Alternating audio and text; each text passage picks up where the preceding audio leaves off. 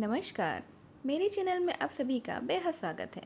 क्या आप जानते हैं कि सारे तीर्थ बार बार लेकिन गंगा सागर सिर्फ एक बार जाने की बात क्यों कही जाती है? क्यों गंगा सिर्फ एक नदी नहीं बल्कि मोक्षदायिनी मानी गई है? गंगा सागर जहाँ गंगा समुद्र में मिलती है उसे एक महान तीर्थ क्यों कहा गया है? इसके पीछे एक बेहद ही प्राचीन और अद्भुत पौराणिक कथा छिपी हुई है जिसे बेहद ही कम लोग जानते हैं। इस वीडियो में हम आपको गंगा सागर तीर्थ के महत्व के साथ ही साथ इस प्रसिद्ध कहावत कि सारे तीर्थ बार बार और गंगा सागर एक बार के पीछे छिपे रहस्य से भी रूबरू करवाएंगे। इसे सुनने से पहले आप मेरे चैनल को लाइक और सब्सक्राइब कर दीजिए। तो चलिए आइए शुरू करते हैं। ऐसा माना जाता है कि इस पौराणिक कथा को सुनने से भक्तों की सभी मनोकामनाएं पूर्ण होती हैं। इसीलिए इस वीडियो को अंत तक ज़रूर देखिएगा। इसे अपने दोस्तों से भी साझा ज़रूर करिएगा और कमेंट बॉक्स में हर हर महादेव, हर हर गंगे तो ज़रूर ही लिख दीजिएगा। गंगा सागर भारत के तीर्थों में एक महान तीर्थ माना जाता है क्योंकि यही वह पवित्र स्थान है जहाँ गंगा माता सागर से जा मिलती हैं। मान्यता है कि इस स्थान पर राजा सगर के 6000 हजपुत्रों को मोक्ष की प्राप्ति हुई थी।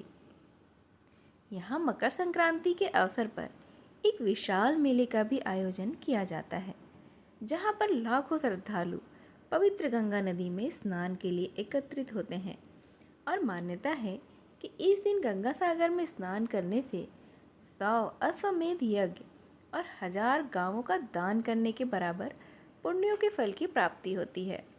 भारत की नदियों में सबसे पवित्र मानी जाने वाली गंगा नदी गंगोत्री से निकलकर कई राज्यों से होती हुई पश्चिम बंगाल तक पहुंचती है जहां पर वह सागर में ही विलीन हो जाती है। गंगा और सागर के इस पावन संगम स्थल को ही तो गंगा सागर कहा जाता है। इसे सागर द्वीप भी कहा जाता है और यह भारत में आयोजित होने वाले सबसे बड़े मेलों में से एक है। गंगा सागर मेले के लिए सदियों से विश्व विख्यात है। हिंदू धर्म ग्रंथों में इस पवित्र स्थल का उल्लेख मोक्ष धाम के रूप में भी किया गया है। स्नान दर्शन से मुक्ति प्राप्त होती है। मकर संक्रांति के अवसर पर दुनिया भर से लाखों श्रद्धालु इसी मोक्ष की कामना के लेकर गंगा सागर आते हैं और गंगा सागर में संगम पुण्य की डुबकी लगाते हैं। पश्चिम बंगाल के दक्षिण 24 प्रयागराज जिले में स्थित इस पवित्र स्थल पर कपिल मुनि का प्रसिद्ध मंदिर भी है। कपिल मुनि ने भगवान राम के पूर्वज और इक्ष्वाकु वंश के राजा सगर के 6000 पुत्रों का उद्धार किया था।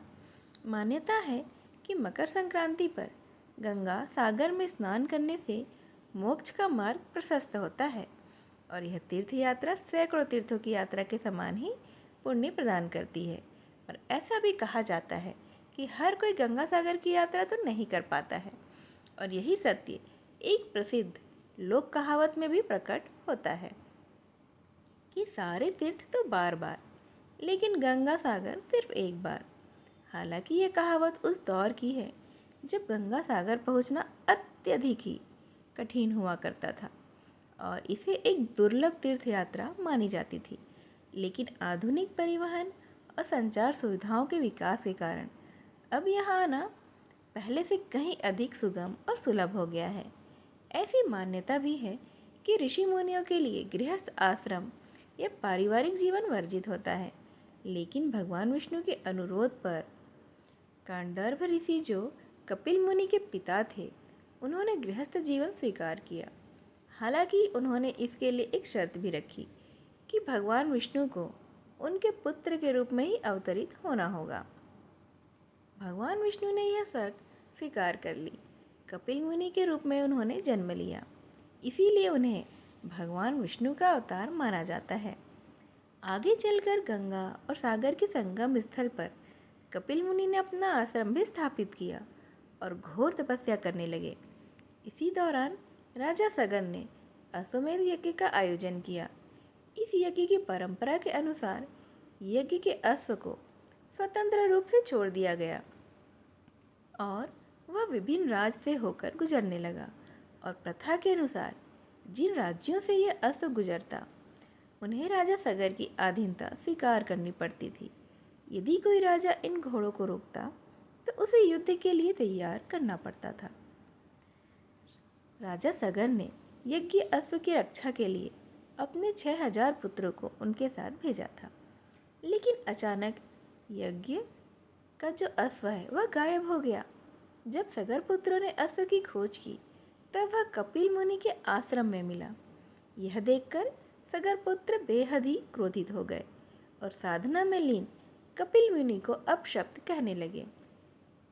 उनकी इसी उद्दंडता से कपिल मुनि कुपित हो गए थे। उन्होंने अपने तेजस्वी नेत्रों की अग्नि से ही उन्हें भस्म कर दिया। हालांकि मुनि के श्राप के कारण सगर पुत्रों की आत्मा को मोक्ष तो नहीं मिला और वे पृथ्वी पर भटकते रहे। इसके कई वर्षों बाद राजा सगर के वंशज राजा भगीरथ अपने पूर्वजों की आत्मा को मोक्ष दिलाने के उद्देश्य से कपिल मुनि से क्षमा याचना करने पहुँचे। राजा भगीरथ की भक्ति, भावना और समर्पण से प्रसन्न होकर कपिल मुनि ने उन्हें एक उपाय बताया। उन्होंने कहा कि सगर पुत्रों को मोक्ष केवल गंगा जल के स्पर्श से ही प्राप्त हो सकता है। राजा भगीरथ ने अथक तप और प्रयासों से मकर संक्रांति के दिन गंगा को पृथ्वी पर अवतरित किया। गंगा के पवित्र जल के स्पर्श से राजा सगर के 6000 पुत्रों को मोक्ष और शांति की प्राप्ति हुई। यही पावन स्थान गंगा सागर कहलाया और तभी से यहाँ स्नान का एक विशेष महत्व माना जाता है। गंगा सागर मेला पश्चिम बंगाल में आयोजित होने वाला सबसे बड़े धार्मिक मेलों में से एक माना जाता है। यह मेला कोलकाता के निकट हुगली नदी के तट पर उस पवित्र स्थान पर आयोजित किया जाता है जहाँ गंगा बंगाल की खाड़ी में समाहित होती है। इसी कारण इस मेले को गंगा सागर का मेला कहा जाता है। यह विक्रम संवत के अनुसार हर वर्ष पौष मास के अंतिम दिन आयोजित होता है। यह दिन मकर संक्रांति का होता है जब सूर्य मकर राशि में प्रवेश करता है। सुंदरवन निकट होने के कारण गंगा सागर मेले को हर वर्ष कई प्राकृतिक चुनौतियों का भी सामना करना पड़ता है। तूफान, ऊंची ऊंची लहरें और बदलते मौसम की विषम परिस्थितियों के कारण मेले के आयोजन में बाधाएं उत्पन्न होती हैं, लेकिन श्रद्धा और परंपरा के आगे यह सारी बाधाएं नगण्य हो जाती हैं। गंगा सागर में मिलने के इस पावन संगम स्थल पर अत्यंत ही शुभ होता है स्नान करना और यह बेहद ही पवित्र माना जाता है। गंगा सागर संगम पर श्रद्धालु समुद्र देवता को नारियल और यज्ञोपवीत अर्पित कर उनकी पूजा करते हैं। साथ ही समुद्र में पिंडदान और तर्पण कर अपने पितरों को जल अर्पित करना तो बेहद ही शुभ माना जाता है। शास्त्रों में गंगा सागर में स्नान और दान का विशेष रूप से महत्व बेहद ही विस्तार से बताया गया है। मान्यता है कि यहाँ किया गया स्नान और दान 100 अश्वमेध यज्ञ के समान ही पुण्य फल प्रदान करता है और मोक्ष की प्राप्ति का मार्ग प्रशस्त करता है। स्थानीय मान्यताओं के अनुसार जो युवतियाँ गंगा सागर में स्नान करती हैं उन्हें अपने इच्छा के अनुसार ही वर प्राप्त होता है और युवकों को अपनी स्वैच्छिक वधू मिलने का आशीर्वाद।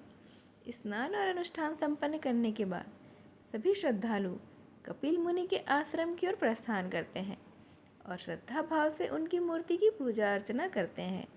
इस पवित्र मंदिर में गंगा देवी, कपिल मुनि और राजा भागीरथ की मूर्तियां स्थापित हैं, जिनके दर्शन से भक्तगण स्वयं को धन्य मानते हैं।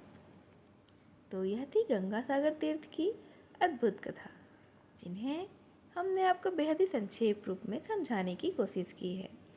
और इसे मोक्ष धाम कहा जाता है और क्यों यह कहावत सारे तीर्थ बार बार और गंगा सागर एक बार इतनी प्रसिद्ध है, ये बताने की कोशिश की है। इस वीडियो को लाइक और शेयर ज़रूर करिएगा और कमेंट बॉक्स में हरा रंग ज़रूर लिखिएगा। मेरी इस वीडियो को यहाँ तक ध्यान से सुनने के लिए आप सभी का बेहद धन्यवाद। नमस्कार।